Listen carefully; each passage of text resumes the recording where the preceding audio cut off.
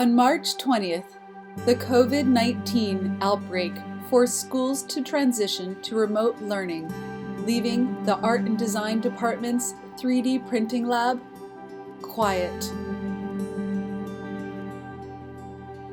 The Art and Design Department's 3D printing lab, however, continues to carry on.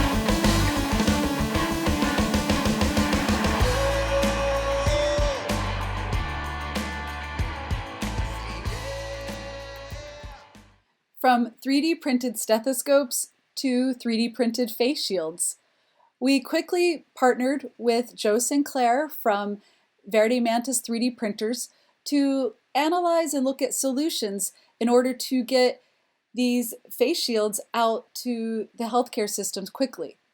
We thought that transparency film would be very effective since we can acquire that in mass quantities. A 3-ring hole punch would be also great for being able to create the holes to attach on the face shields. And also we looked at how we can 3D print these fast, very quick. This is our initial design with 4 tabs. You can attach the transparency film on these tabs, and then we narrow it down to 3 holes because we can use regular 3-hole binders. And then we also change the shape of the hook. We polish this and we extend the arms on the both sides, make it more longer, and we add a bridge between the 2 rings. And then we also polish our design on the backside hook, make it more secure for the people to wrap around the rubber bands and as well as the elastic bands. We find out when we transform the virtual design to the real 3D printing process, the hooks are too narrow, so it won't let the elastic go through. So we increase the distance between the hooks and make it work for the 3D printers. We also heard a lot of feedbacks from the healthcare professionals, and they want to wrap around the weather stripping, so make it more comfortable wearing on the heads.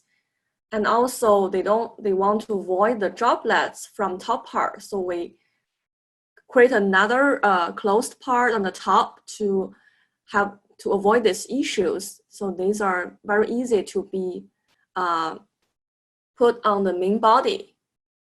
But our 3D printing test tell us that it doesn't work because of it lacks flexibility.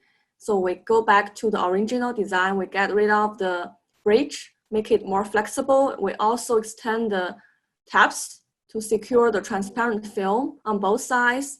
And then we start to think about how to improve the efficiency for the makers when they set up their 3D printing. So we find a way, we trying to stack pieces together. We create the gaps between the pieces and we create little cylinders trying to support this.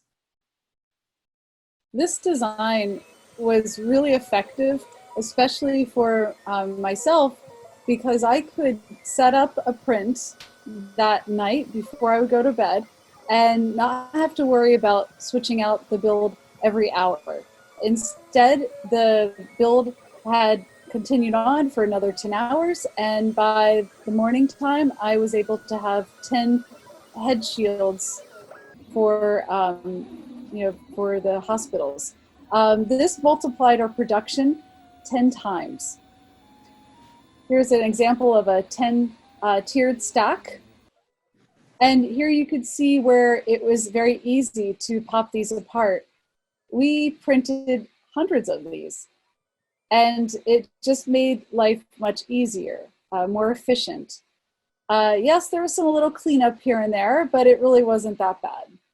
We also were able to gather with a group of our area makers and also community partners as well.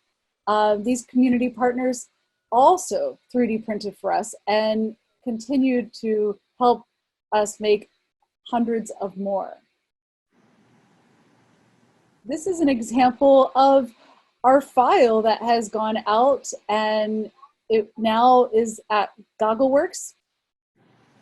We also start to expand our eyes to the other areas, what we can contribute to the healthcare communities, such as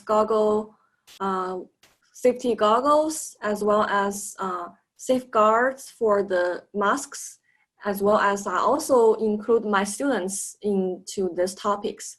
So these are different solutions students created through the class: foldable face shield, incubations, and also the face shield produced by the new containers.